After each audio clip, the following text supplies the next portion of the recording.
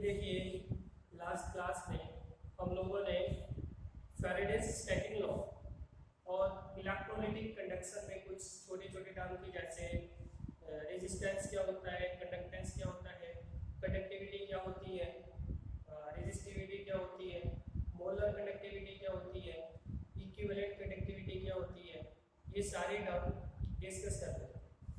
आज हम इसमें कुछ और इम्पोर्टेंट टॉपिक देखने वाले हैं। अच्छा, एक और चीज यहाँ पे, what is the unit of conductance?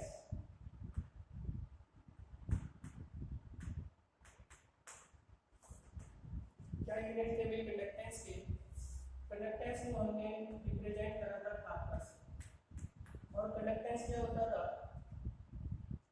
Sorry, unit of conductivity, unit of conductivity.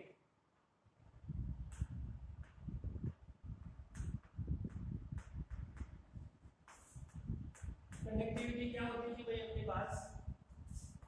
ये था कंडक्टेंस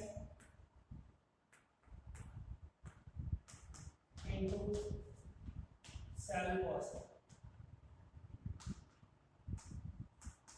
तो क्या यूनिट हो जाएंगे इसके भाई, बताओ सभी जल्दी से। What is the unit of conductivity? ठीक है, तो इसके यूनिट हो जाएंगे, कंडक्टेंस का यूनिट हो जाएगा ओम इनवर्स सेंटीमीटर।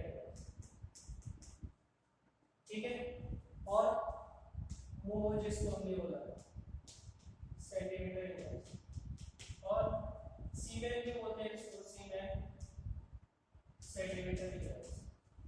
तो ये इसके यूनिट हो जाएंगे। अगर मैं आपसे यूनिट ऑफ मोलर कंडक्टिविटी पूछूं तो मोलर कंडक्टिविटी अपने पास 1000 into kappa divided by molar. तो क्या यूनिट हो जाएंगे अभी मोलर कंडक्टेंस के, मोलर कंडक्टिविटी के?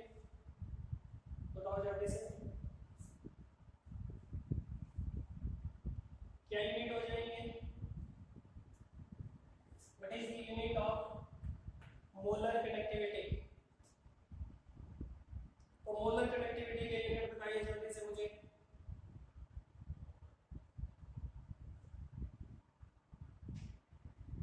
अभी बताओ, पापा के यूनिट तो लिखेंगे। ठीक है, देखो पापा की यूनिट हमें लिखनी है सीमेन सेंटीमीटर इनवर्स, और ये तो कांस्टेंट टर्म है। और मोलैरिटी के यूनिट क्या होते हैं अभी? मोल पर लीटर, और यहाँ पे अपन को क्या लिखना पड़ेगा? सेंटीमीटर। तो ये बन जाएगा अपने पास सीमेन सेंटीमीटर स्क्वायर पर मोल। तो ये बन जाएंगे आपके पास यूनिट ऑफ मोलर कंडक्टिविटी। और अगर यूनिट ऑफ इक्विवेलेंट कंडक्टिविटी की बात करूं तो ये था कापा इनटू 1000 डिवाइडेड बाय नॉर्मलिटी। और अगर इसका यूनिट आपसे पूछे जाए तो इसके यूनिट हो जाएंगे सीमेन सेंटीमीटर स्क्वायर पर इक्विवेलेंट। तो ये सब यूनिट भी आपको पता होने चाहिए, बहुत इंपॉर्टेंट टर्म है भाई।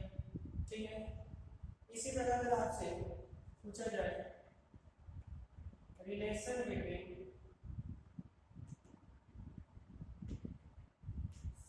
Molar conductivity and equivalent conductivity, तो क्या रिलेशन होगा अभी बताओ मुझे जल्दी से।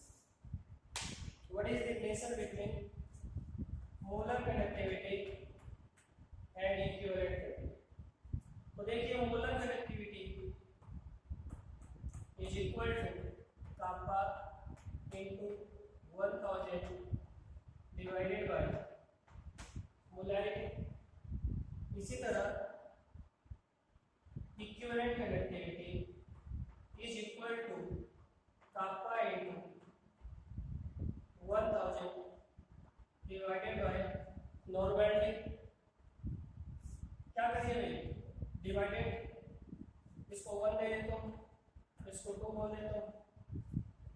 तो 1/2 को डिवाइड कर दीजिए, तो मेरे पास क्या बन जाएगा यहाँ पे molar conductivity divided by equivalent conductivity is equal to kappa into 1000 divided by molarity divided by kappa into 1000 divided by normality। तो इससे एक आया, आपके पास रह जाएगा molar conductivity divided by equivalent conductivity is equal to normality by molarity. और normality by molarity को क्या लिख सकता हूँ भाई, बताओ भी जल्दी से। कि नॉर्मलिटी बाय मोलैरिटी का जो रेशो होता है इसको क्या लिख सकता हूँ, यानी what is the ratio of normality and molarity. इसको हम क्या लिख सकते हैं, इसको हम क्या लिख सकते हैं, एन फैक्टर। हमारे पास था normality is equal to molarity into F factor, तो normality by molarity is equal to F factor, ये बन जाएगा। तो यहाँ से lambda molar connectivity is equal to L factor into equivalent connectivity, तो ये बन गया भैया अपने पास रिलेशन। ठीक है, अब यहाँ पे एन फैक्टर है, आपके पास इलेक्ट्रोलाइट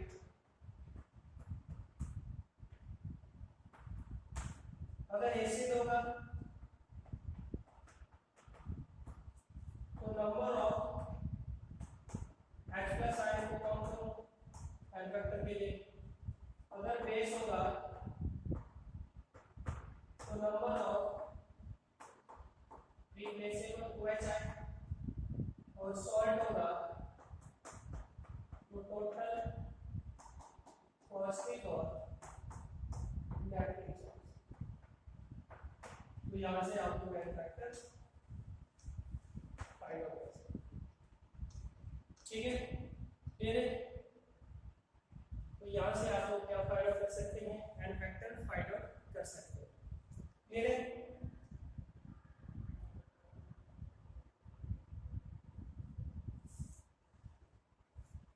ठीक है भाई, तो इसको कॉपी करिए। फिर हम चलते हैं अपने नेक्स्ट टॉपिक में, हम देखेंगे variation of conductance conductivity, molar conductivity और equivalent conductivity with dilution. Dilution पर क्या वेरिएशन होता है कंडक्टेंस में, कंडक्टिविटी में और इक्विवेलेंट और molar conductivity.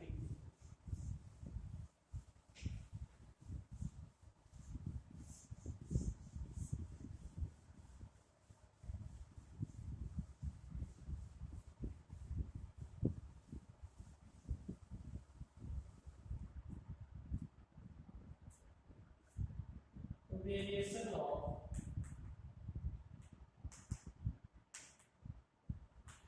conductance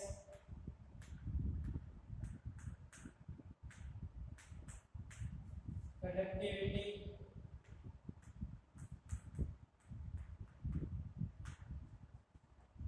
molar conductivity और equivalent conductivity with डायल्यूशन।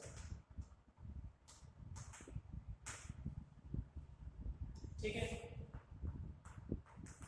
तो क्या वेरिएशन होगा भाई, यहां से भी ऑब्जेक्टिव क्वेश्चन बहुत बार पूछा जाता है। तो सबसे पहले हम बात करते हैं कंडक्टेंस।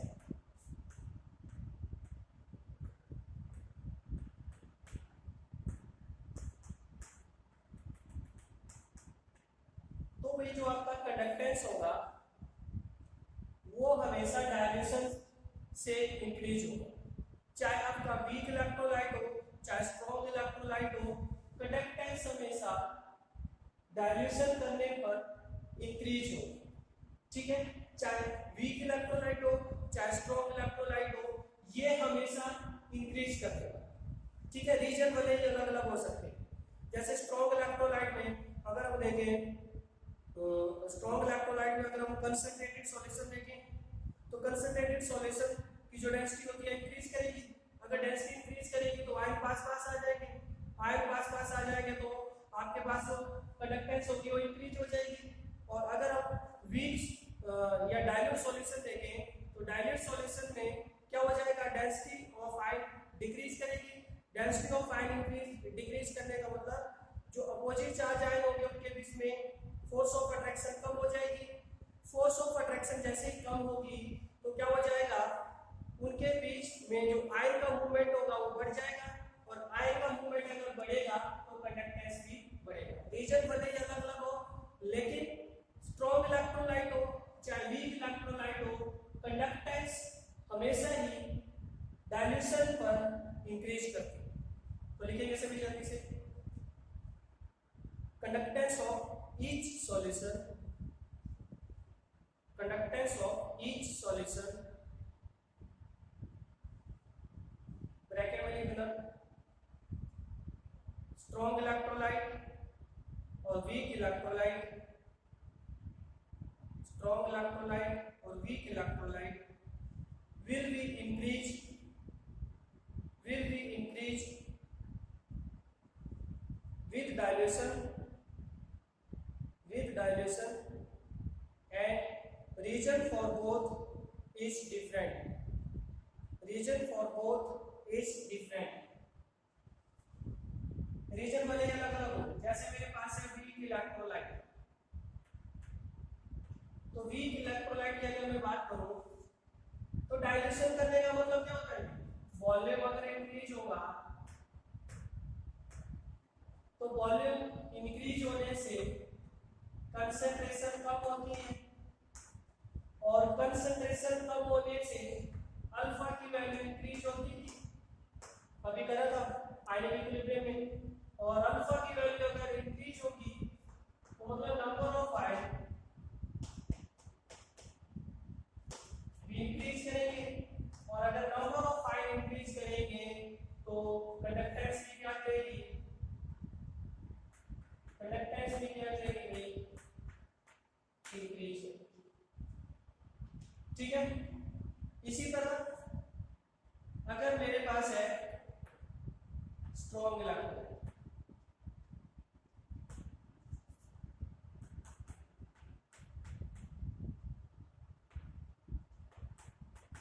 ठीक है, तो स्ट्रॉन्ग इलेक्ट्रोलाइट क्या होते हैं, which are 100% ionised, which are 100% ionised. तो क्या हो जाएगा, इसमें अगर मैं कंसंट्रेटेड सॉल्यूशन, कौन सा सॉल्यूशन हो, कंसंट्रेटेड सॉल्यूशन, तो कंसंट्रेटेड सॉल्यूशन में क्या हो जाएगा भाई, जो आपके पास डेंसिटी होगी आयन का वो क्या करेगा, इंक्रीज करेगा। Density of ion increase, density of ion increase करने का मतलब क्या है कि जो भी आपके पास अपोजिट चार्ज आयन है वो पास पास आ जाए। इसका मतलब डेंसिटी इंक्रीज होने से क्या हो जाएगा, फोर्स ऑफ अट्रैक्शन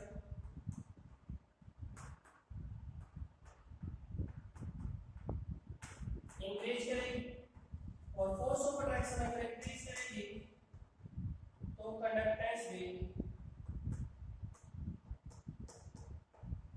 इंक्रीज करेगी। अगर मेरे पास है डाइल्यूट सॉल्यूशन, तो डाइल्यूट सॉल्यूशन में क्या होगा, जो आयन की डेंसिटी होगी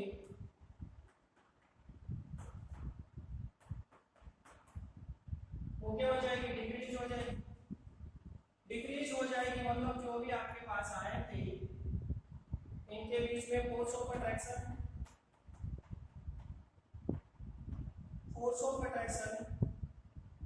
डिक्रीज हो जाएगी, और फोर्स ऑफ अट्रैक्शन से मूवमेंट ऑफ आयन या मोबिलिटी ऑफ आयन इंक्रीज करेगी, और अगर मोबिलिटी ऑफ आयन इंक्रीज करेगी तो कंडक्टेंस यहाँ पे इंक्रीज है। तो whether it is a weak electrolyte और strong electrolyte, conductance will always increase with dilution. ठीक है, कंडक्टेंस हमेशा डायल्यूशन से इंक्रीज होगी, रीजन भले ही आपके पास डिफरेंट। सेकंड है आपके पास कंडक्टिविटी।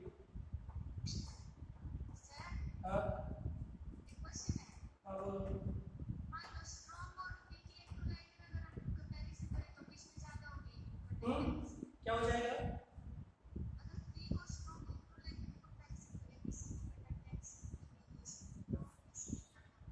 वीक और स्ट्रॉन्ग इलेक्ट्रोलाइट में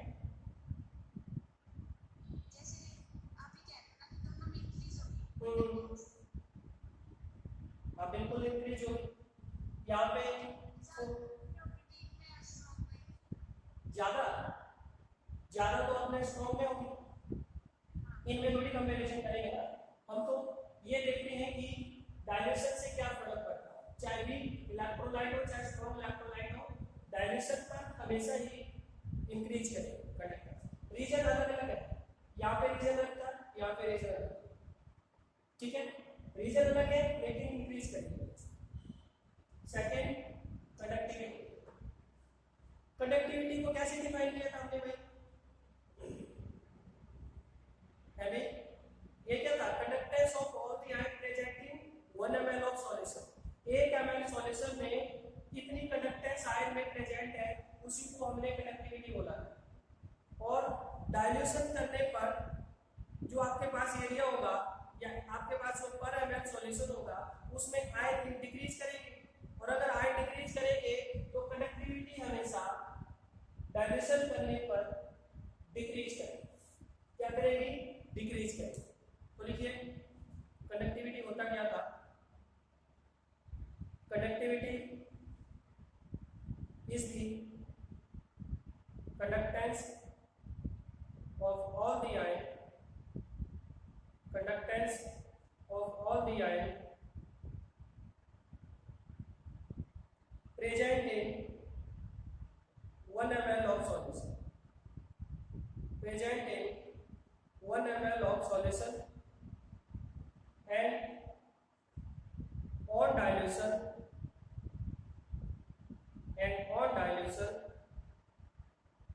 number of ion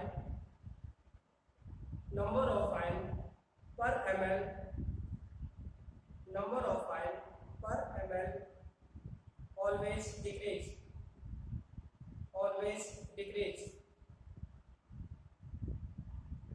ठीक है?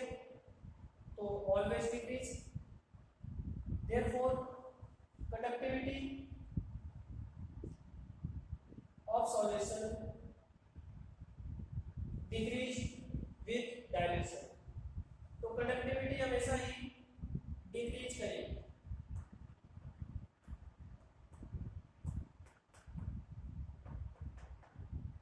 क्या करेगी? कंडक्टिविटी हमेशा ही डिक्रीज करेगी। थर्ड फैक्टर है अपने पास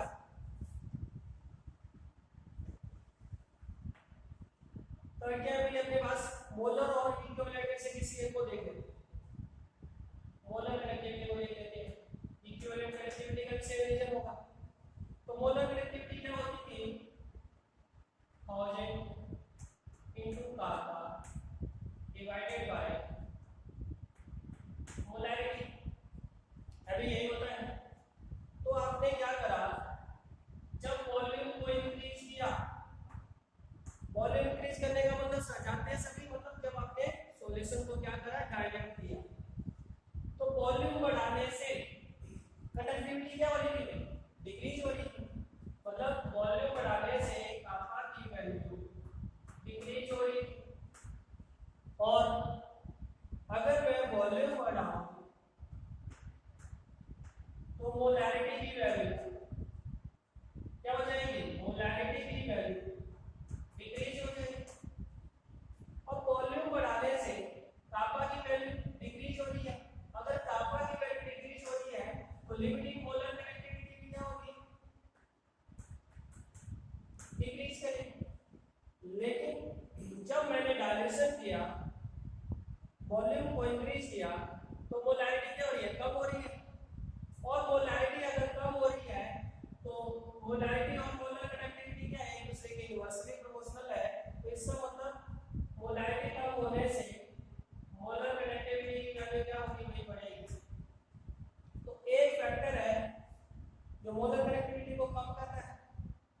दूसरा फैक्टर है जो मोलर कनेक्टिविटी को बढ़ा, तो अब अपने को क्या करना पड़ेगा, अपने को एक्सपेरिमेंटली एनालिसिस करना पड़ेगा लैब में।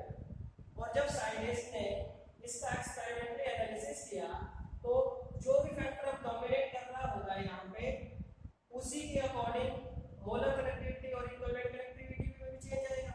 तो जब एक्सपेरिमेंटल एनालिसिस किया गया लैब के अंदर, तो देखा गया कि जो मोलैरिटी थी वो कापा के ऊपर डोमिनेट कर, अगर मोलैरिटी डोमिनेट कर रही थी तो इसका मतलब जो लिमिटिंग मोलर कनेक्टिविटी होगी या इक्विवेलेंट कनेक्टिविटी होगी वो हमेशा डायलेशन करने पर इंक्रीज होगी। ठीक है, तो लिख लेना इसमें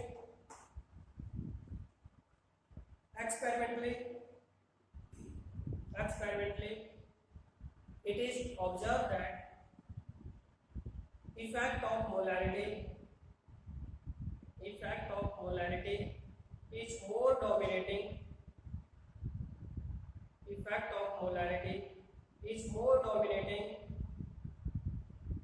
as compared to conductivity, so molar connectivity or equivalent connectivity increase with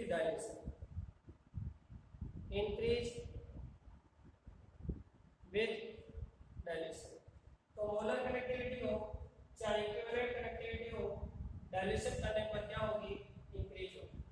ठीक है, तो यहाँ पे अगर मैं बात करूँ और डायल्यूशन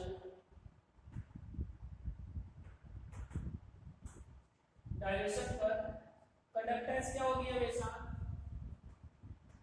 इंक्रीज करेगी, कंडक्टिविटी क्या होगी भाई, हमेशा डिक्रीज करेगी, और मोलर कनेक्टिविटी और इक्विवेलेंट कनेक्टिविटी इंक्रीज। तो ये चीज आपको ध्यान रखनी है, पूछा जा सकता। ठीक है, तो इसको कॉपी करना।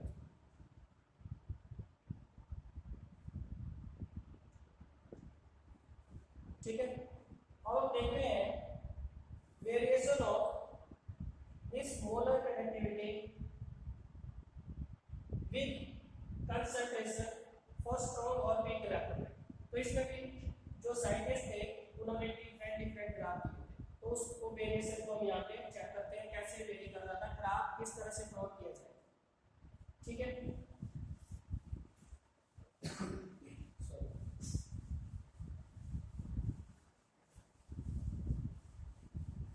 तो नेक्स्ट है भाई अपने पास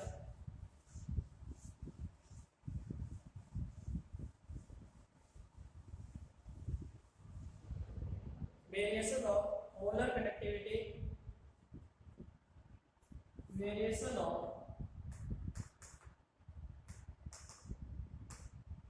molar connectivity with C for strong electron. ठीक है, तो जब भाई साइंटिस्ट ने ग्राफ प्लॉट करा,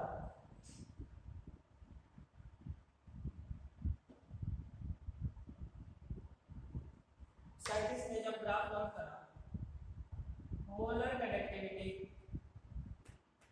versus square root of concentration, तो ग्राफ कुछ इस तरह से समझते हैं, इस तरह से। ठीक है, तो अगर हम इस ग्राफ में देखें तो इस पॉइंट के ऊपर ये वैल्यू होगी, इस पॉइंट के ऊपर ये वैल्यू होगी, इस पॉइंट के ऊपर ये वैल्यू होगी, और इस पॉइंट के ऊपर ये वैल्यू। तो देखिए जैसे जैसे हम C को घटा रहे हैं, मतलब लेफ्ट जाने पर क्या हो रहा है, C कम हो रहा है, तो मोलर कनेक्टिविटी की वैल्यू क्या हो रही है, बढ़ रही है। तो लेफ्ट में अगर हम जैसे जैसे हम C को कम कर रहे हैं, तो मोलर कनेक्टिविटी की वैल्यू क्या हो रही है, इंक्रीज। ठीक है, मोलर कनेक्टिविटी की वैल्यू क्या हो रही है, इंक्रीज। अगर मैं इस पॉइंट को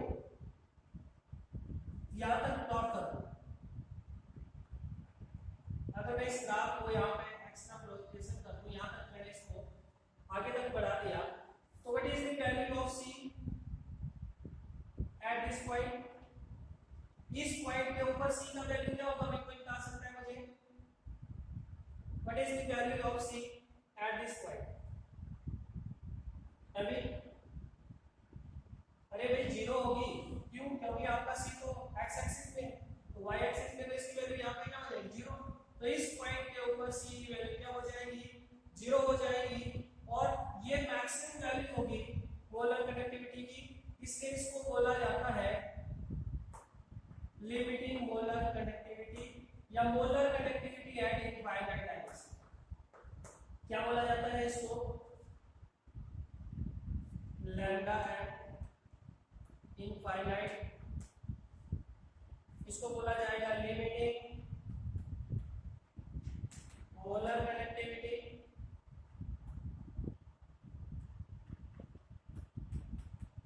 और मोलर कंडक्टिविटी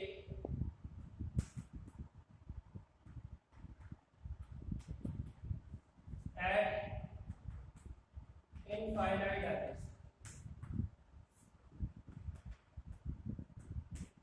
लिमिटिंग वर्ड कब यूज होता है?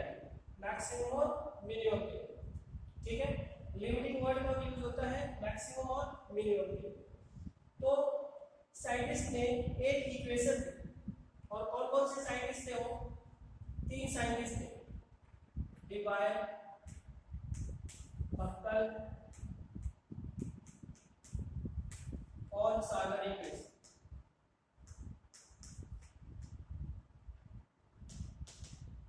डीबायर, बक्कल और सागर इक्वेशन। क्या इक्वेशन था? मोलर कंडक्टिविटी, और अच्छा यहाँ पे वो चीज बता देता हूँ, lambda is molar conductivity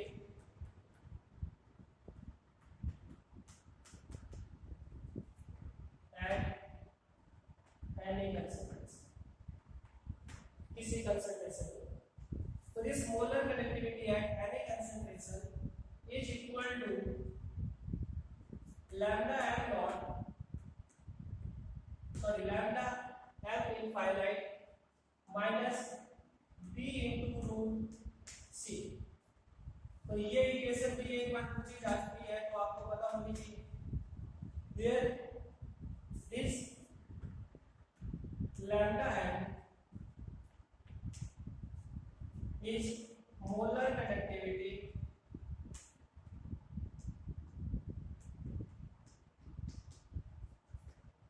at any concentration, lambda m naught, lambda m infinite is molar conductivity at infinite dilation।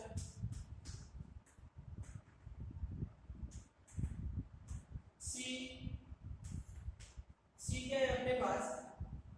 Concentration.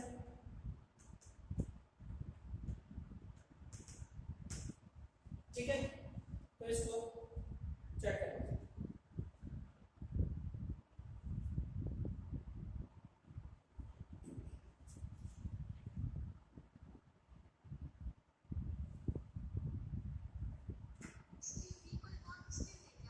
हाँ, B is constant लिख देना भैया।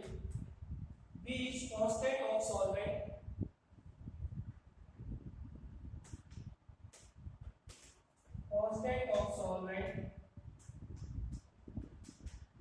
which takes into account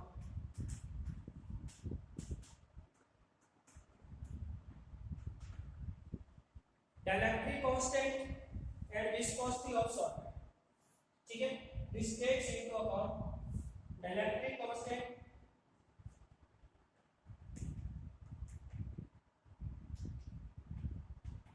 and viscosity of solvent। ठीक है, तो ये सारी चीजें आपको ध्यान रखनी है। एक और चीज, this equation is only and only applicable for strong electrode.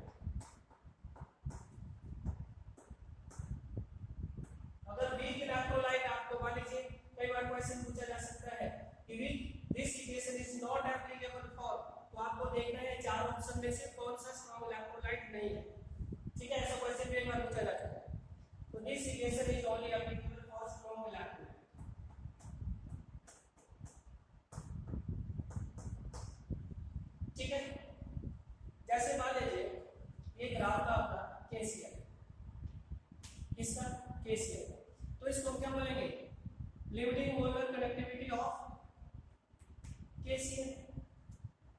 अब मुझे एचसीएल का ग्राफ बनाना है, तो एचसीएल के ग्राफ का नेचर क्या होगा, सेम यही होगा, स्ट्रेट लाइन। क्या इसके ऊपर होगा या नीचे होगा, कोई मुझे बता सकता है। एचसीएल का ग्राफ मुझे बनाना है, क्या एचसीएल का ग्राफ इस लाइन से ऊपर होगा या नीचे होगा। अभी एचसीएल का ग्राफ कहां पे होगा, इस लाइन से ऊपर या नीचे, बताओ जल्दी से, भूल गए आप लोग। एचसीएल का ग्राफ इस लाइन से ऊपर होगा, क्यों ऊपर होगा, अभी क्यों ऊपर होगा, कोई बता सकता है मुझे। ऐसा ग्राफ भी बहुत बार पूछा गया है। एचसीएल का ग्राफ अगर केसीएल और एचसीएल को आप कंपेयर करें तो ऊपर वाली लाइन एचसीएल को रिप्रेजेंट करेगी, नीचे वाली केसीएल। अब केसीएल भी आपका स्ट्रॉन्ग इलेक्ट्रोलाइट है, एचसीएल भी आपका स्ट्रॉन्ग एसिड है, मतलब दोनों स्ट्रॉन्ग इलेक्ट्रोलाइट है। तो क्या रीजन है यहाँ, मैंने आपको बताया था अमंग ऑल कैटाइन, अगर आप देखें यहाँ पे आयनाइन तो सेम है, तो कैटाइन है आपका H+, यहाँ पे है K-, तो जितने भी कैटाइन है उसमें H+ का आयनिक मोबिलिटी सबसे ज्यादा, तो लिख लेना among all cation H+ has highest ionic mobility. अगर इसका आयनिक मोबिलिटी ज्यादा होगा तो आयन का मूवमेंट भी उतना ज्यादा होगा, और अगर आयन का मूवमेंट ज्यादा होगा तो मोलर कंडक्टिविटी की वैल्यू भी इसके लिए ज्यादा होगी। तो HCl और KCl को अगर आप कंपेयर करें तो ऊपर वाली लाइन HCl को रिप्रेजेंट करेगी, नीचे वाली लाइन KCl को रिप्रेजेंट। ठीक है, क्लियर है, तो इसको कॉपी करें।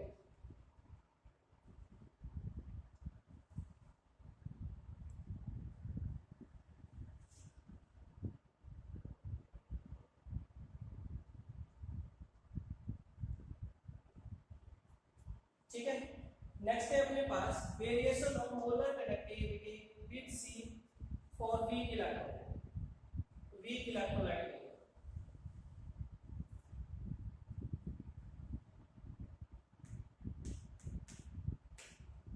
ये सब आपका यहाँ पे आयनिक इक्विलिब्रियम यूज हो रहा है। ठीक है, तो वीक इलेक्ट्रोलाइट, तो देखिए भी कैसे वेरिएशन हो।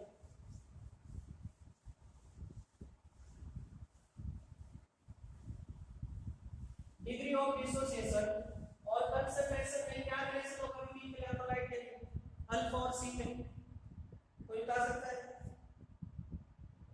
Alpha is inversely proportional to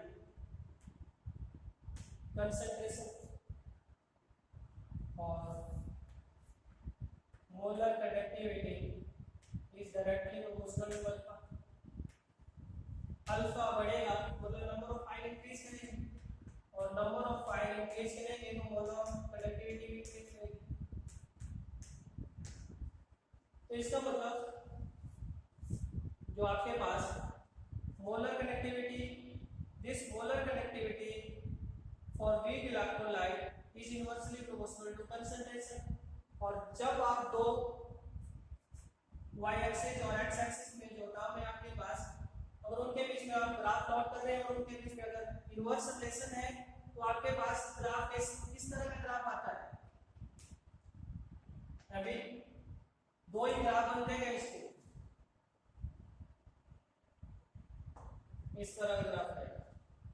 ठीक है, तो ये आपके पास इस तरह का ग्राफ है। अब ये लाइन मेरा कहां पे मिलेगा भाई, अगर मैं इस लाइन को आगे बढ़ाऊं तो ये तो इनफाइनाइट में मिलेगा।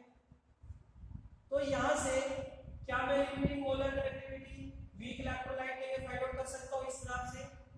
अब मुझे नहीं पता ये पॉइंट कहां पे मिलेगा, तो इस ग्राफ की सबसे बड़ी लिमिटेशन ये है कि अगर मैं इसको एक्स्ट्रा प्लॉट भी करूं तो इस ग्राफ से जो लिमिटिंग मोलर कंडक्टिविटी होगी वो मैं फाइंड आउट नहीं कर सकता। और इसके लिए हमारा जो लास्ट टॉपिक है कोलरास लॉ, वो वीक इलेक्ट्रोलाइट के लिए एप्लीकेबल है, वही हम इसके बाद कर लेंगे।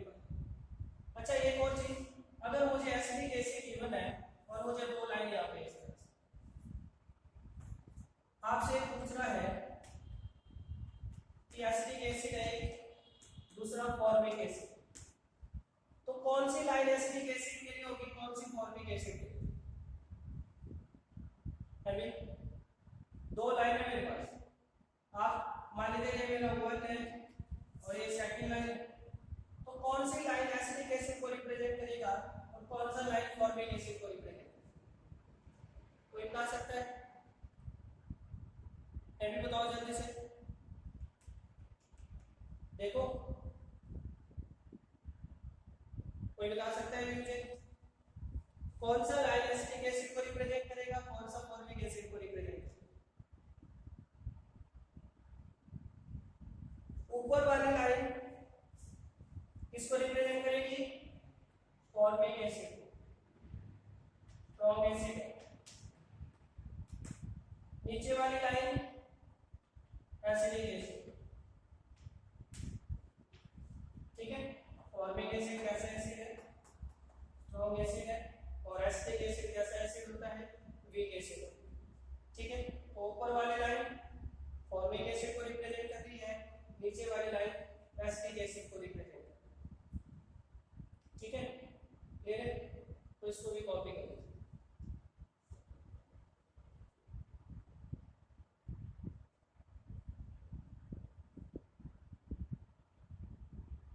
ठीक है, तो भाई अपना लास्ट जो टॉपिक है इस चैप्टर का polarise and it is applicable for weak electrolyte. Weak electrolyte का लिमिटिंग कंडक्टिविटी फाइंड आउट करने के लिए इसको यूज किया जाता है।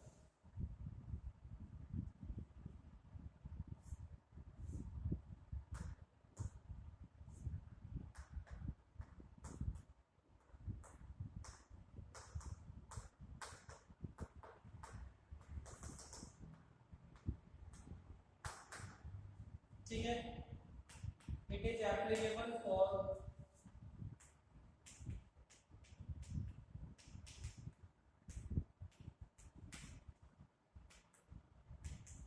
Weak electrolyte. ठीक है, किसके लिए एप्लीकेबल है भाई? वीक इलेक्ट्रोलाइट, ठीक है।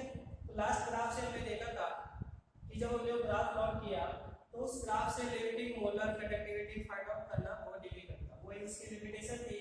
तो पोलराइज जो लॉ है इससे हम जो वीक इलेक्ट्रोलाइट है उसकी limiting molar conductivity find out कर सकते हैं, ठीक है। तो होता क्या है, लिख लेना इसमें, at infinite dilution each and every electrolyte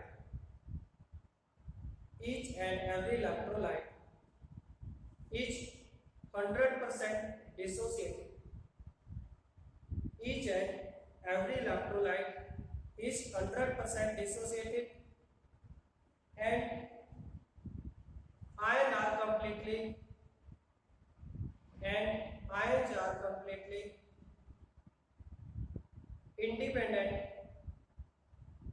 from each other, and ions are completely independent from each other.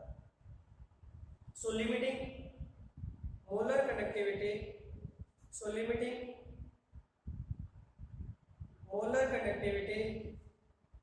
of any electrolyte, limiting equivalent conductivity of any electrolyte will be equal to summation of limiting equivalent conductivity of cation and anion. So limiting equivalent conductivity of electrolyte will be equal to the sum of the equivalent conductivity of cation and anion. तो जब भी भाई आपका infinite dilution होता है तो infinite dilution पे सभी इलेक्ट्रोलाइट स्ट्रॉन्ग इलेक्ट्रोलाइट की तरह बिहेव करते हैं। ये मैंने आपको आयनिक इक्विलिब्रियम में बताई थी। और जो इक्विवेलेंट कंडक्टिविटी होगा किसी भी इलेक्ट्रोलाइट का वो किसके इक्वल हो जाएगा, sum of the equivalent conductivity of its cation and anion. ठीक है, जैसे फॉर एग्जांपल यहां पे अगर मैं देखूं limiting equivalent conductivity of CH3 COH is equal to limiting equivalent conductivity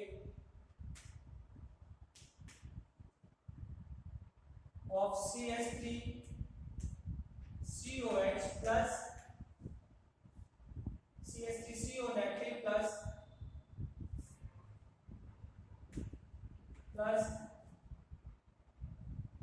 limiting equivalent conductivity of H plus। तो आपका जो लिमिटिंग इक्विवेलेंट कंडक्टिविटी किसी भी इलेक्ट्रोलाइट का वो किसके बराबर हो जाएगी, सम ऑफ कैटायन एंड एनायन। जो कैटायन और एनायन का इक्विवेलेंट कंडक्टिविटी होगा उसके सम के बराबर। और इसको आप ऐसे लिख सकते हैं limiting equivalent conductivity of any electrolyte is equal to limiting equivalent conductivity of cation plus limiting equivalent conductivity of इसके बराबर लिख सकते हैं। C का मतलब है यहाँ पे कैटायन और A का मतलब है यहाँ पे एनायन। ठीक है, क्लियर है। यहाँ पे प्लस इक्विवेलेंट, ठीक है, तो ये किसके बराबर हो जाएगा, कैटायन और एनायन की लिमिटिंग इक्विवेलेंट कंडक्टिविटी के सम के बराबर हो जाएगा। ठीक है, अब आपके पास ये क्या है भाई, this lambda infinite equivalent C, this lambda eq C is the limiting conductivity of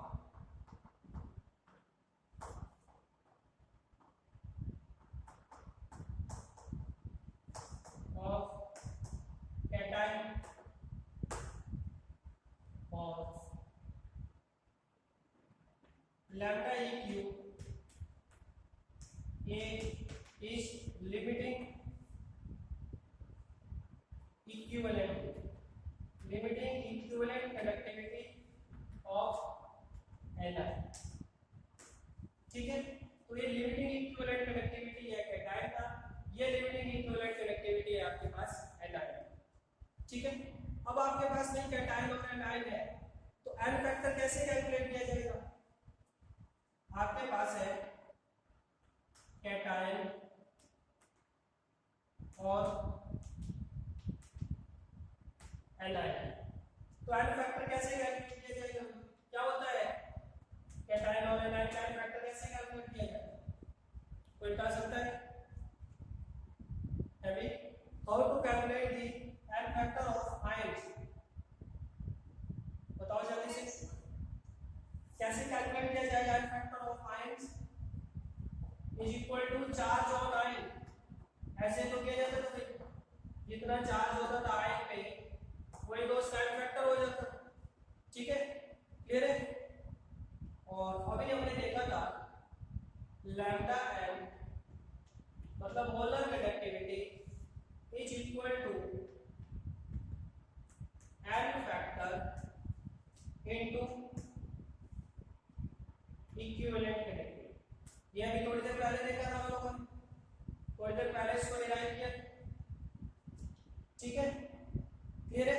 तो अगर इस इक्वेशन को मैं कैटायन और एनायन के लिए लिखना चाहूं तो कैसे लिखूंगा, इस मोलर कंडक्टिविटी को अगर मैं कैटायन और एनायन के लिए लिखना चाहूं तो कैसे लिखूंगा अभी ये जो मेरा इक्वेशन है इसको मैं कैटायन और एनायन के लिए लिखना चाहता हूं तो कैटायन के लिए कैसे लिखूंगा, lambda N molar conductivity at infinite dilution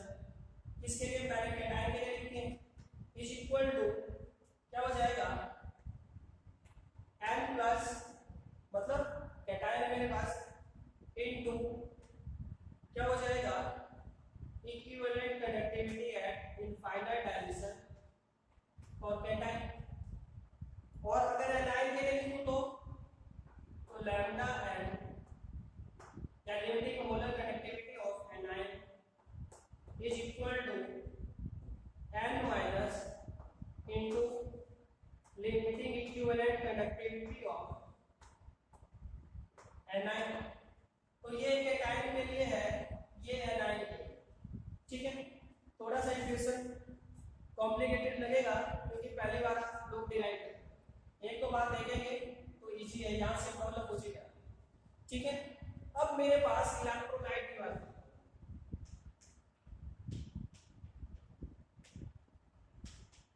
electrolyte, तो इलेक्ट्रोलाइट में यहाँ पे मेरे पास कौन हो सकता है, एसिड हो सकता है, बेस हो सकता है, सॉल्ट हो सकता है। तो एसिड बेस के लिए तो मैंने थोड़ी देर पहले बताया था, एसिड के लिए क्या लिखेंगे, जितने रिप्लेसेबल हाइड्रोजन है, और बेस के लिए जितने रिप्लेसेबल OH ग्रुप है, और सॉल्ट के लिए मैंने क्या बताया था, सॉल्ट के लिए कैसे एन फैक्टर कैलकुलेट किया जाता था, टोटल पॉजिटिव और नेगेटिव चार्ज, ऐसे कैलकुलेट किया जाता था भाई। अभी बोलो, अगर मेरे पास NaCl है तो इसका एन फैक्टर कितना हो जाएगा भाई, बोलो भाई, इसका एन फैक्टर हो जाएगा 1। अगर मेरे पास MgSO4 है तो इसका एन फैक्टर कितना हो जाएगा भाई, बोलो सभी, तो हो जाएगा टोटल पॉजिटिव और नेगेटिव चार्ज को कौन कर लीजिए, चाहे पॉजिटिव लिखो चाहे नेगेटिव लिखो। इसी तरह ये NCl3, तो इसका एन फैक्टर कितना हो जाएगा भाई, बोलो 3। इसी तरह अगर मेरे पास है Al2SO4 4 थ्राइस, तो इसका एन फैक्टर कितना हो जाएगा भाई, आपको क्या करना है, कोएफिशिएंट को मल्टीप्लाई करना है। यहाँ पे 1 था तो 1 हो गया, यहाँ पे भी 1 है, और इसके ऊपर टोटल पॉजिटिव चार्ज कितना आ जाएगा, +2, इसके ऊपर भी +2 आ जाएगा। ठीक है, और यहाँ पे इसका 1 है, इसका 3 है, तो इसका फैक्टर कितना आ जाएगा 3, इसका 2 है, इसका 3 है, तो इसका फैक्टर कितना आ जाएगा 6। अच्छा भाई, इसका फैक्टर कितना हो जाएगा, इसका फैक्टर हो जाएगा आपके पास 1 नहीं सॉरी +2, हाँ ठीक है +2 ही होगा। ठीक है, क्योंकि अपने पास जो AB टाइप के सॉल्ट होते हैं वो 3 टाइप के होते हैं, A+, B- A+2 B-2, A+3 B-3। ठीक है, उसका एन फैक्टर वेरी करेगा। और इसी तरह अगर हम यहाँ पे एन फैक्टर की बात करूं तो एक नई टर्म इंट्रोड्यूस कर रहा हूं, N factor is equal to, अगर कैटायन का होगा तो N+ इनटू न्यू+, और अगर एनायन के लिए लिखेंगे तो N- इनटू न्यू-। ठीक है, N+ न्यू+, और अगर एनायन होगा तो N- न्यू-। ठीक है, तो N+ क्या है, नंबर ऑफ कैटायन, न्यू+ क्या है, चार्ज ऑन कैटायन, N- क्या है, नंबर ऑफ एनायन। ठीक है, न्यू- क्या है, चार्ज ऑन एनायन, क्या है, चार्ज ऑन एनायन। ठीक है भाई, बोलो यहाँ तक किसी को कोई प्रॉब्लम, तो ये नई टर्म मैंने इंट्रोड्यूस करा यहाँ पे। अगर हम एन फैक्टर कैलकुलेट करेंगे, अगर कैटायन है तो N+ इनटू न्यू+, और अगर एनायन होगा तो N- इनटू न्यू-। N+ क्या है, कितने कैटायन है वहां पे, नंबर ऑफ कैटायन, न्यू+ क्या है, चार्ज ऑन कैटायन, N- क्या है, नंबर ऑफ एनायन, न्यू- क्या है, चार्ज ऑन एनायन। ठीक है, अब देखिए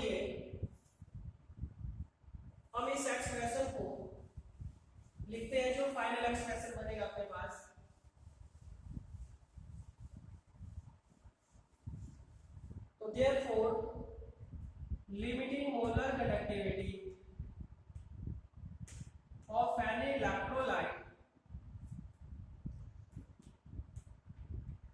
किसी जनरल इलेक्ट्रोलाइट की लिख रहा हूं मैं, इलेक्ट्रोलाइट कोई भी हो सकता है यहां से, वो क्या हो जाएगा भाई, वो हो जाएगा आपके पास mu plus into lambda plus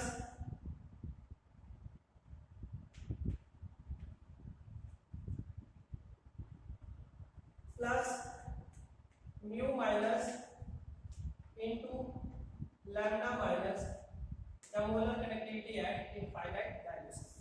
ठीक है, तो ये बन गया मेरे पास यहाँ। ठीक है, ये बन गया मेरे पास यहाँ पे एक्सप्रेशन।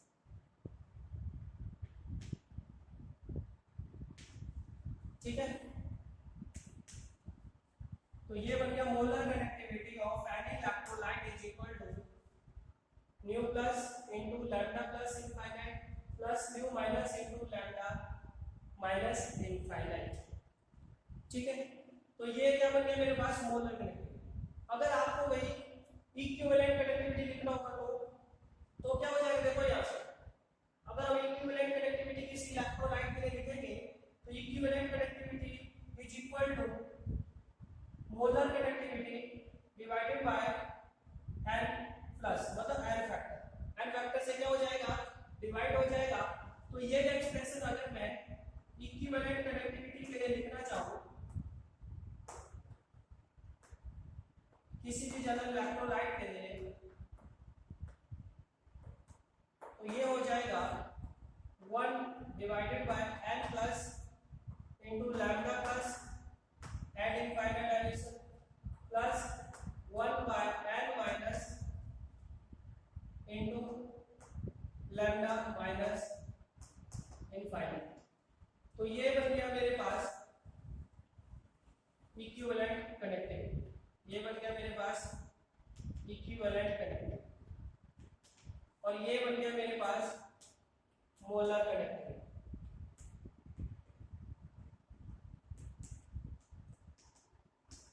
ठीक है, तो ये दोनों एक्सप्रेशन है अपने फाइनल एक्सप्रेशन, यहां से बहुत सारे क्वेश्चन पूछे जाते हैं।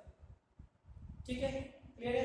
पहले इसको एक बार कॉपी करिए, फिर हम देखते हैं डिफरेंट इलेक्ट्रोलाइट के लिए अगर मोलर कनेक्टिविटी आपसे पूछा जाए और इक्विवेलेंट कनेक्टिविटी आपसे पूछा जाए तो उसका एक्सप्रेशन क्या होगा वो हम यहाँ पे देखेंगे। ठीक है, क्लियर है?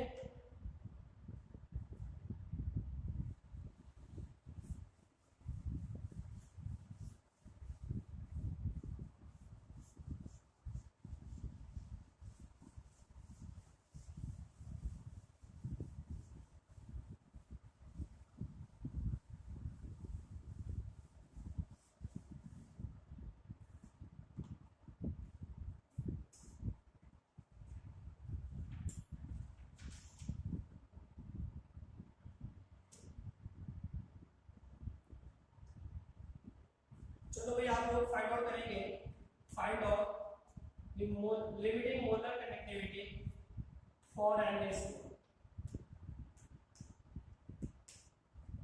फाइंड आउट द मोलर और limiting equivalent connectivity for NaCl। आपको लिमिटिंग मोलर कनेक्टिविटी और लिमिटिंग इक्विवेलेंट कनेक्टिविटी NaCl के लिए फाइंड आउट करना है, तो करिए जल्दी से फाइंड आउट और बताओ मुझे। लैम्डा की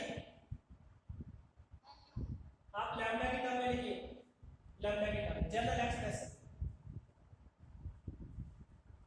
लैम्डा की टर्म में लिखनी है।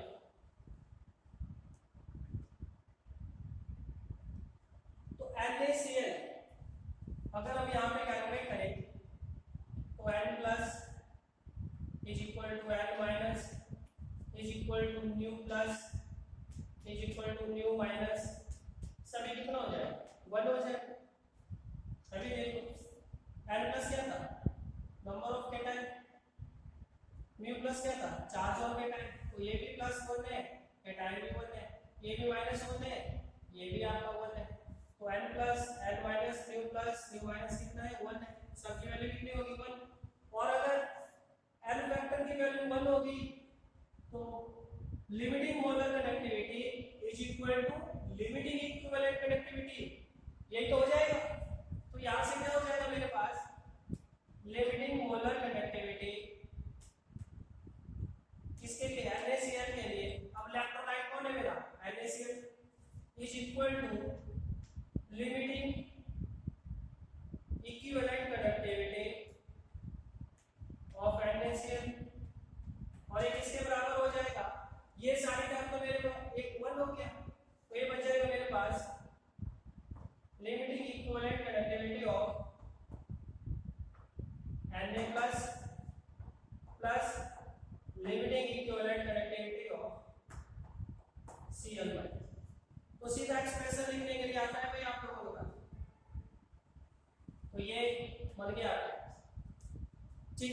इसी तरह आप लोग लिखेंगे किसके लिए, MgSO4 के लिए लिखेंगे। इसी तरह आप लोग लिखेंगे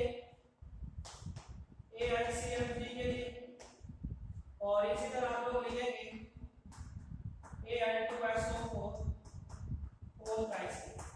लिमिटिंग और मोलर इक्विवेलेंट कंडक्टिविटी लिखेंगे सभी को। तो लिखिए जल्दी से।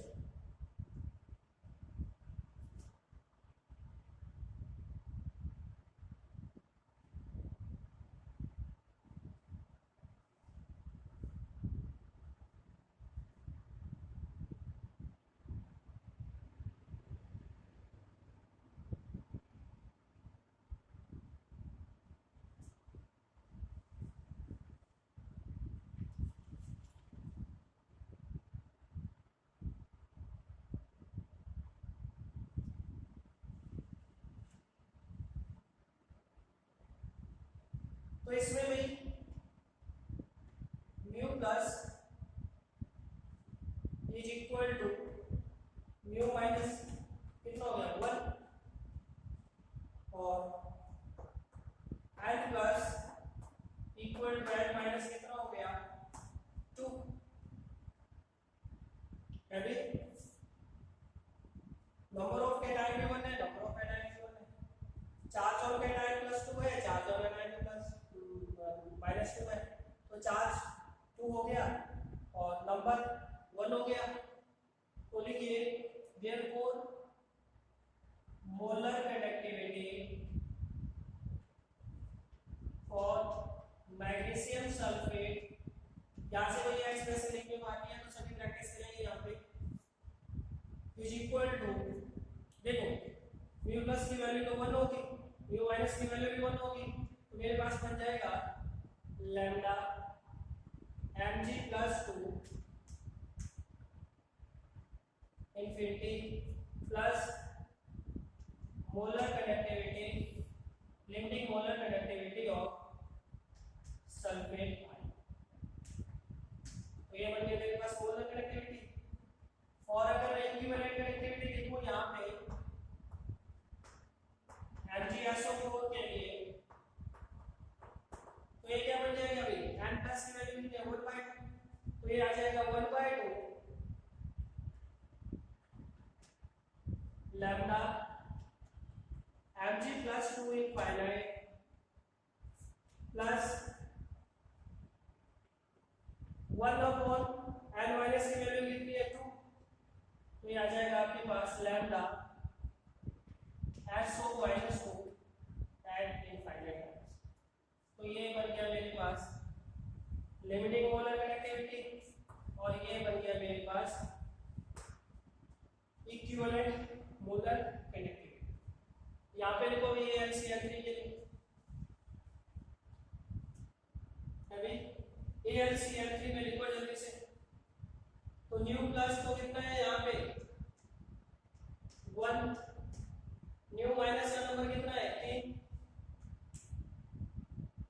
अभी न्यू माइनस का नंबर कितना है 3, और n प्लस एल्यूमिनियम के ऊपर कितना चार्ज होगा +3, और n माइनस Cl के ऊपर कितना चार्ज होगा -1। तो याद है आपको, तो करिए यहाँ पे वैल्यू सब्स्टिट्यूट और बताओ मुझे कितना आ जाएगा। तो आपके पास molar conductivity, limiting molar conductivity of AlCl3 is equal to,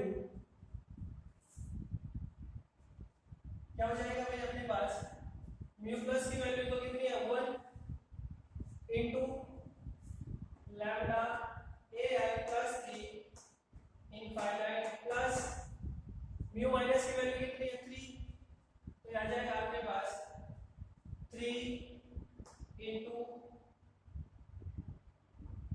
lambda Cl minus at infinite. तो करिए जल्दी से, अगले दिन लिखेंगे सभी।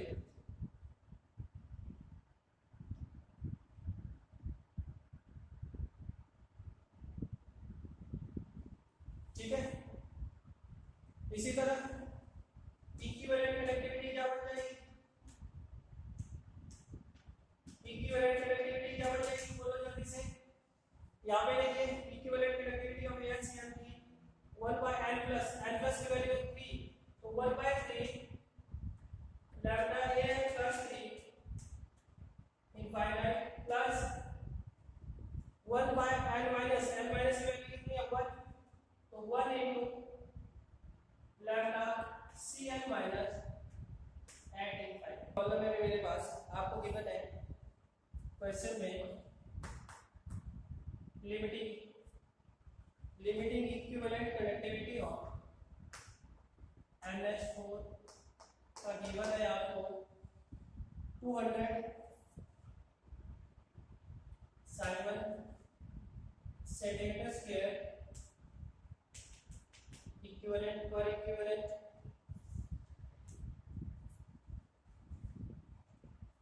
Mole inverse. इसी तरह आपको गिवन है वैल्यू An+3 के लिए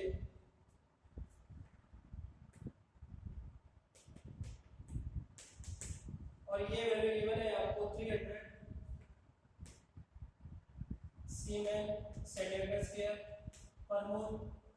और इसी तरह आपको गिवन है सल्फेट आयन के लिए 125 सीमेन सेंटीमीटर स्क्वायर इक्विवेलेंट इनवर्स, ये गिवन है आपको। आपसे बोल रहे हैं कैलकुलेट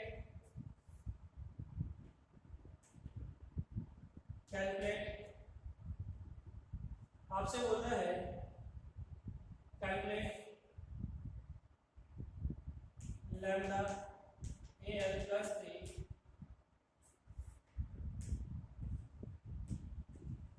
कैलकुलेट, आपको मोलर कनेक्टिविटी ऑफ An+3 का फाइंड आउट करना है।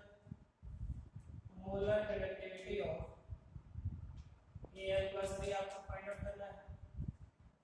तो मोलर तो आपको गिवन है, आपको इक्विवेलेंट फाइंड आउट करना है। मोलर तो आपको गिवन है, आपको फाइंड आउट करना है equivalent connectivity at infinite dimension for An+3। Second आपको फाइंड आउट करना है equivalent connectivity of aluminium sulphate. और थर्ड आप लोगों को फाइंड आउट करना है molar connectivity of ammonium sulphate. Molar connectivity of limiting molar connectivity of ammonium sulphate. ये आपको गिवन है, ये आपको फाइंड आउट करना है, तो करो जल्दी से find.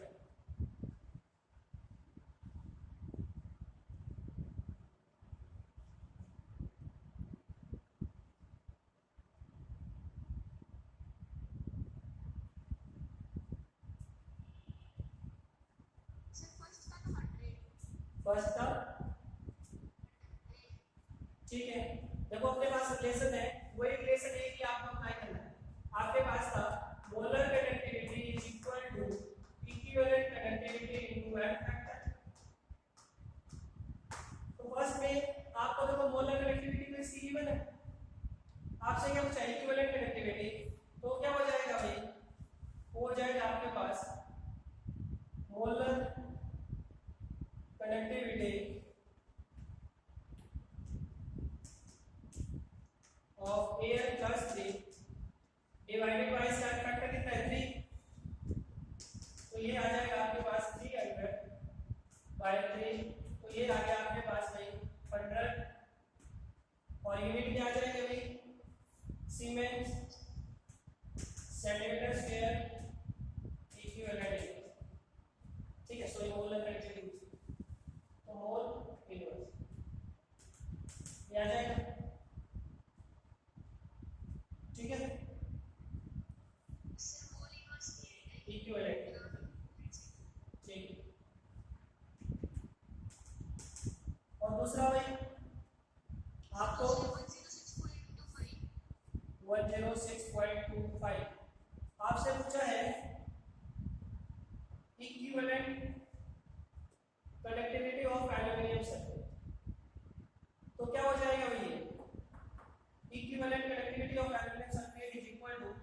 Equivalent conductivity of aluminium plus equivalent conductivity of sulphate. तो एल्युमिनियम की इक्विवेलेंट कंडक्टिविटी कितनी आ गई अपने पास? अभी कितनी आ गई?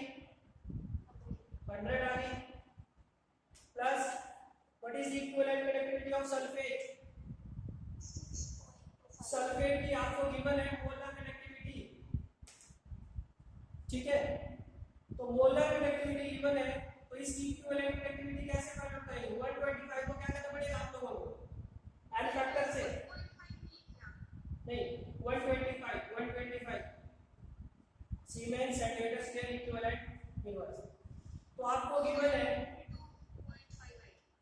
125 इसकी इक्विवेलेंट कंडक्टिविटी, तो इसकी मोलर कंडक्टिविटी क्या हो जाएगी? 125 into 6, तो ये आ जाएगा 125 into 6। तब देखिए इसको कैलकुलेट कितना आएगा मुझे बताओ। रवि कितना आ जाएगा?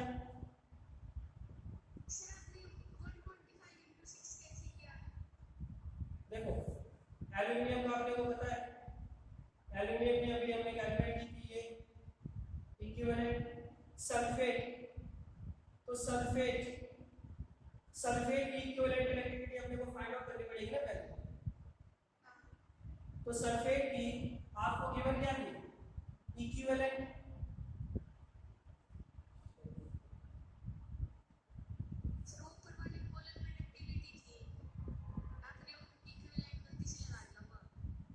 ऊपर वाले कौन से? ये वाले? हां ये मोलर कंडक्टिविटी थी, ये इक्विवेलेंट है, इक्विवेलेंट है तो डायरेक्ट ऐड कर देंगे इसमें। अच्छा इक्विवेलेंट ऑलरेडी इक्विवेलेंट है भाई, ठीक है, वो ऑलरेडी इक्विवेलेंट है और यहां पे इक्विवेलेंट फाइंड आउट करना है, तब तो डायरेक्ट ऐड करेंगे 225, ठीक है। लास्ट आपसे पूछ रहा है limiting molar conductivity of ammonium sulphate, तो करो जल्दी से फाइंड।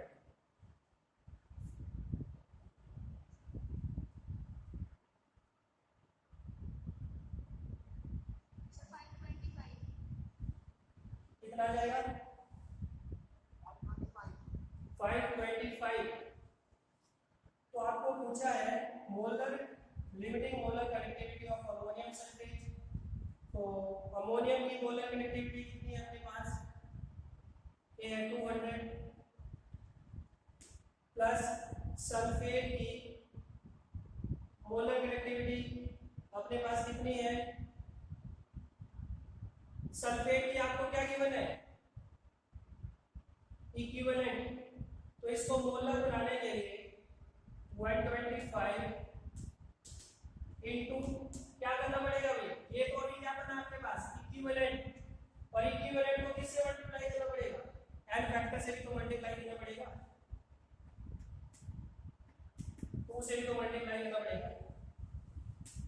अगर आप सिर्फ इतना सा करेंगे तो ये तो अभी तक इक्विवेलेंट बना है, आपको मोलर फाइंड आउट करना है, इक्विवेलेंट को मल्टीप्लाई कर दीजिए n फैक्टर से। n फैक्टर कितना है इसका? 2। n फैक्टर कितना है इसका? 2, तो 2 into दिस, और ये आ जाएगा 325 into 2, तो ये आ गया 650 आपके पास 650 सीमेंस सेंटीमीटर स्क्वायर पर मोल, ठीक है। तो यही फॉर्मूला अप्लाई होगा हर जगह, इस फॉर्मूला को याद रखिएगा, ठीक है। तो ये क्वेश्चन भी इस तरह का क्वेश्चन भी पूछा जा सकता है। अब लास्ट है इसमें application of this Kohlrausch law, तो लिखिए नेक्स्ट, और लास्ट है अपने पास एप्लीकेशन ऑफ पोलरस लॉ।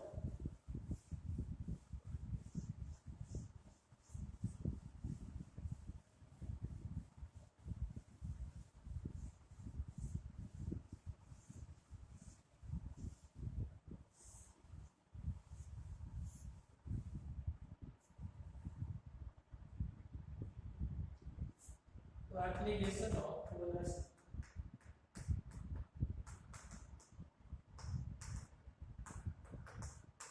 तो एप्लीकेशन में सबसे पहले एप्लीकेशन है डिटर्मिनेशन ऑफ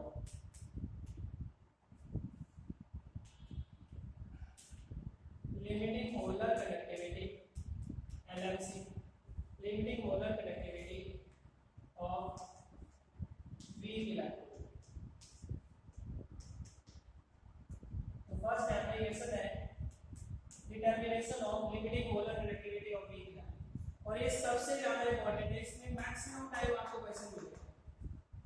ठीक है, तो जैसे मेरे पास मुझे वीक इलेक्ट्रोलाइट गिवन है, कौन सा इलेक्ट्रोलाइट गिवन है वाले की मुझे CS3 COH, ठीक है, तो आपको गिवन है CS3 COH, और इसकी आपको फाइंड आउट करनी है लिमिटिंग मोलर कंडक्टिविटी।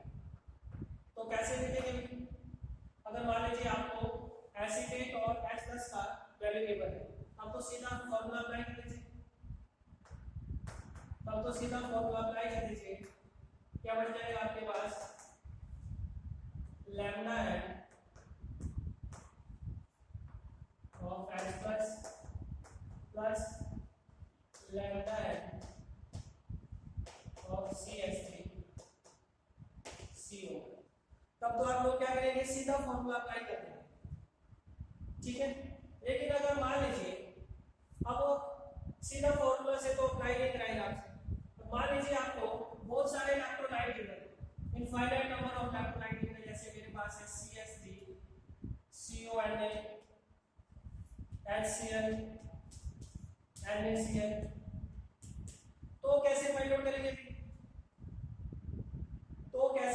करेंगे, देखिए मान लीजिए इसका जो भी कंडक्टिविटी गिवन है आपको x1 गिवन है, ये मान लीजिए x2 गिवन है, और ये मान लीजिए आपको x3 गिवन है, और आपसे पूछ रहा है find out the molar conductivity of CS3 COH, ये आपको फाइंड आउट करना है।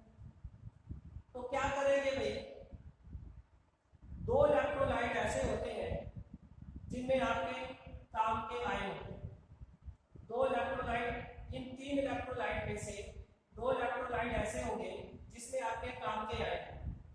जैसे अगर मैं यहाँ पे देखूं तो ये मेरे काम का आयन है, ये भी मेरे काम का आयन है H+, और जो आपका थर्ड इलेक्ट्रोलाइट है वो बचे हुए आयन को कंटेन करता है। तो यहाँ पे बचा हुआ आयन कौन था, Na, यहाँ पे बचा हुआ आयन कौन था, Cl।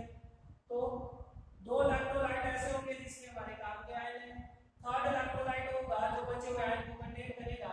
तो इसका लॉजिक क्या है, इसको कैसे फाइंड आउट किया जाएगा, CS3 COH है जैसे मेरे पास, तो ये है मेरे पास CS3 CO प्लस H+, मैंने क्या करा भाई, इसमें Na+ ऐड कर दिया, Na- माइनस कर दिया, इसी तरह Cl भी मैंने ऐड कर दिया और Cl भी मैंने माइनस कर, ठीक है, ऐड भी कर रहा हूं माइनस, ठीक है, Na+ ऐड भी कर दिया, माइनस भी कर दिया, Cl माइनस ऐड भी कर दिया, माइनस भी कर दिया। तो दो इलेक्ट्रोलाइट ऐसे थे जिनमें हमारे काम के आए, और कौन से, ये और ये। तो अगर इसको और इसको हम देखें, और इसको और इसको अगर हम देखें, और इसको और इसको अगर हम देखें, तो ये बन गया मेरे पास CS3 CONA, और ये बन गया मेरे पास HCl, और ये बन गया मेरे पास NaCl। तो जो इलेक्ट्रोलाइट आयन को कंटेन करता है वो हमेशा माइनस होगा, और जो दो इलेक्ट्रोलाइट जिनमें हमारे कॉमन, जिनमें हमारे काम के आयन थे, उनकी जो भी वैल्यू है उसको आप क्या कर देंगे, ऐड कर देंगे, और उसमें से जो आयन, जिसमें जो आयन कॉमन, जो आयन बचे हुए आयन को कंटेन कर रहा था उसको उसमें से माइनस कर। तो इस तरह से limiting molar conductivity of CS3COH is equal to limiting molar conductivity of CH3 CONA plus limiting molar conductivity of HCl minus limiting molar conductivity of NaC। तो इस फॉर्मूला से आप लोग फाइंड आउट करेंगे। ये मैं बार बार बोल रहा हूँ, बहुत ज्यादा है, ठीक है। दो इलेक्ट्रोलाइट ऐसे होंगे जिसमें हमारे काम के आयन, थर्ड इलेक्ट्रोलाइट ऐसा होगा जो बचे हुए आयन को कंटेन करे। तो जो बचे हुए आयन को कंटेन करेगा उसको माइनस कर दीजिए उन दो इलेक्ट्रोलाइट की जो भी आपको वैल्यू गिवन है, नेगेटिव की या इक्विवेलेंट, ठीक है। तो ये इस तरह से आप ये फॉलो करेंगे। सबसे ज्यादा ये पूछा जाए तो इसको कॉपी करें।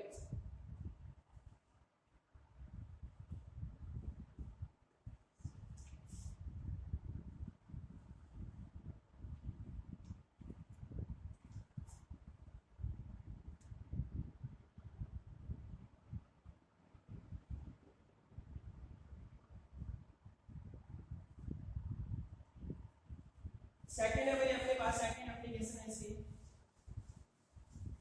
Determination of degree of dissociation, determination of degree of dissociation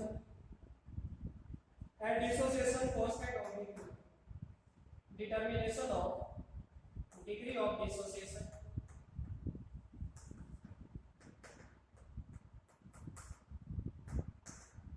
and dissociation constant of degree. Equilibrium आ गया यार,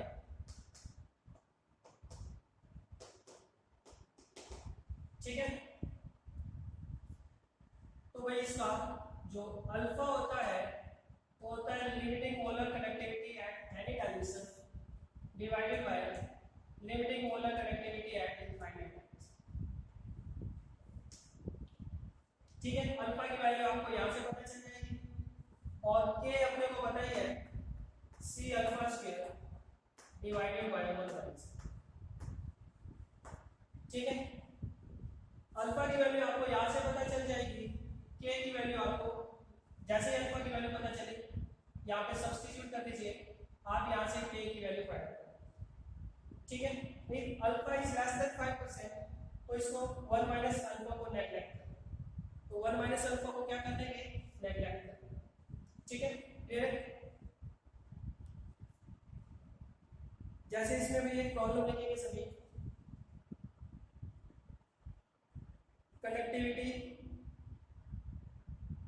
conductivity of an aqueous solution,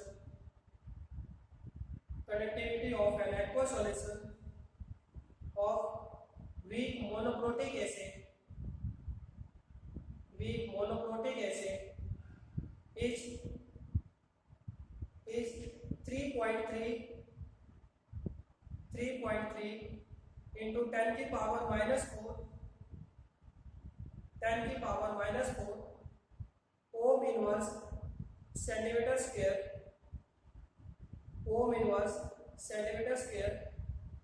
at a concentration of 0.2 molar, if at this concentration alpha is equal to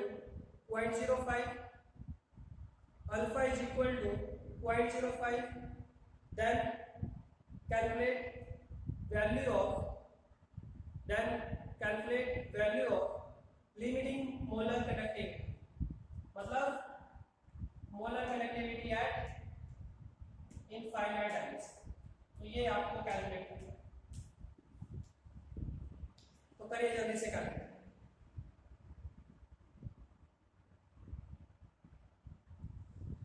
तो आपको भाई क्या क्या given है यहाँ पे जल्दी से बताइए मुझे। कंडक्टिविटी गिवन है और तापा की वैल्यू कितनी गिवन है भाई आप लोगों को, 3.3 10 की पावर -4 ओम इनवर्स सेंटीमीटर, और क्या गिवन है, m की वैल्यू गिवन है 0.02, क्या ये गिवन है भाई 0.02 अभी, और अल्फा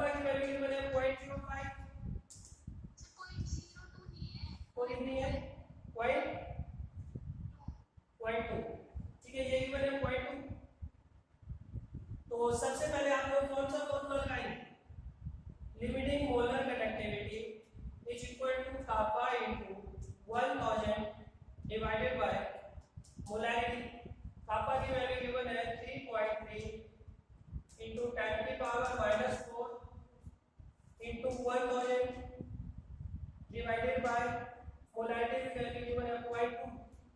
तो यहाँ से आपको ये वैल्यू मिल जाएगी। और फिर सेकंड फॉर्मूला है अपने पास, alpha is equal to molar conductivity at any concentration divided by molar conductivity at infinite concentration. आपको फाइंड आउट क्या करना है, lambda m infinite is equal to lambda f by alpha. Lambda m की value ऊपर से आ जाएगी, alpha की value आपको गिवन है 0.05, यहाँ पे सब्स्टिट्यूट करेंगे और आप यहाँ से आंसर आपको मिल जाएगा। ऐसे क्वेश्चन बहुत बार पूछेगा, ठीक है, फिर कर लेंगे, आपको आंसर कैलकुलेट करना है। इसी तरह एक और एप्लीकेशन है भाई, solubility and solubility product of solubility and solubility product of sparingly soluble salt, solubility and solubility product of sparingly soluble salt, ठीक है। थर्ड एप्लीकेशन है solubility and solubility product of sparingly soluble salt।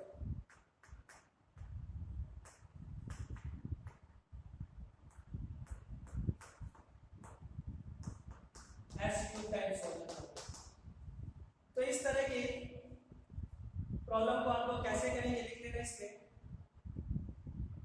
Saturated solution of any sparingly soluble salt, saturated solution of any sparingly soluble salt is assumed to be infinite diluted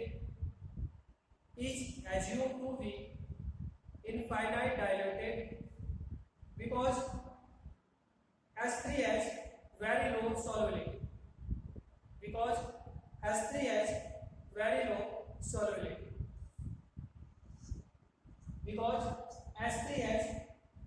low solubility, solubility बहुत कम है, इसलिए हम इसको क्या मानेंगे, infinite diluted मानेंगे।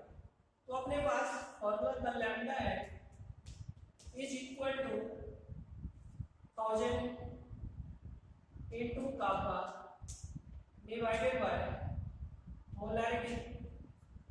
अब हम बात करेंगे at infinite dilution.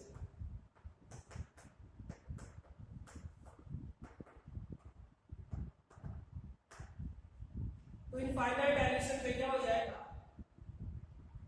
Lambda infinite is equal to 1000 into kappa, और ये जो मोलैरिटी होगी हमारे सॉल्यूशन की, ये जो हमारे स्पेरिंगली सॉल्युबल सॉल्ट की सॉल्युबिलिटी है।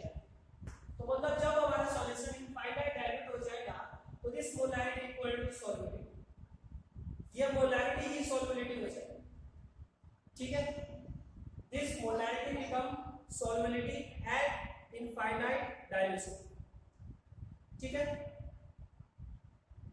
जब आप अपने सॉल्ट को इनफाइनाइट डाइल्यूट करेंगे तो ये मोलैरिटी ही S के बराबर, इसके बराबर हो जाएगी, solubility of sparingly soluble salt के बराबर। तो इस चीज को भी ध्यान रखिए। अब आपके पास बाइनरी सॉल्ट है, तो बाइनरी सॉल्ट के लिए Sp क्या था, S क्यूब, ये क्या S स्क्वायर। टर्नरी सॉल्ट होगा तो Ksp किसके बराबर, 4S क्यूब। क्वार्टरनरी सॉल्ट था तो Ksp किसके बराबर हो जाएगा, 27 एस की पावर 4। तो ये सारी चीजें हम ऑलरेडी आयनिक इक्विलिब्रियम में करते हैं। ठीक है, क्लियर। बाइनरी सॉल्ट का मतलब एक कैटायन एक है, टर्नरी का मतलब 1:3 रेशो है, और क्वाटरनरी का मतलब 1:4 रेशो है। हम सभी तरह के सॉल्ट वहाँ पे पढ़ चुके हैं आपके आयनिक इक्विलिब्रियम के। ठीक है, तो इसमें क्वेश्चन लिखिए, आंसर इसका मुझे सभी ग्रुप में पोस्ट कर देंगे। For a saturated solution, for a saturated solution of AgCl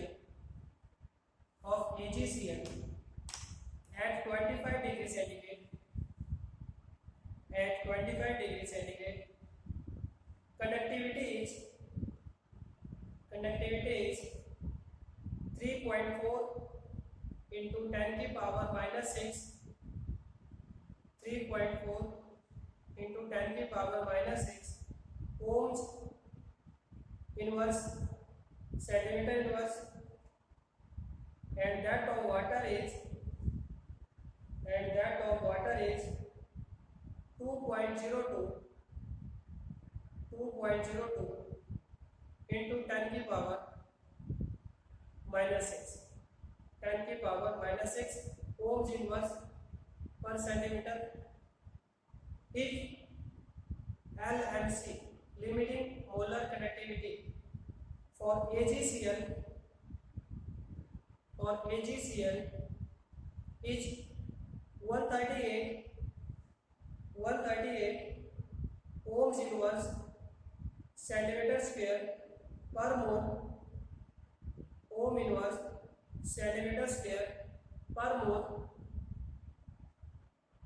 then calculate solubility and KSP for AgCl. Then calculate solubility and KSP for AgCl. अच्छा, एक और चीज, ये कंडक्टिविटी वही किस तरह की प्रॉपर्टी को शो करता है, इंटेंसिव है एक्सटेंसिव है भी? इंटेंसिव प्रॉपर्टी है एक्सटेंसिव प्रॉपर्टी कंडक्टिविटी, बताओ जल्दी से। Conductivity is an extensive property and it follow addition rule, तो इस चीज को भी ध्यान रखेंगे, एक्सटेंसिव प्रॉपर्टी है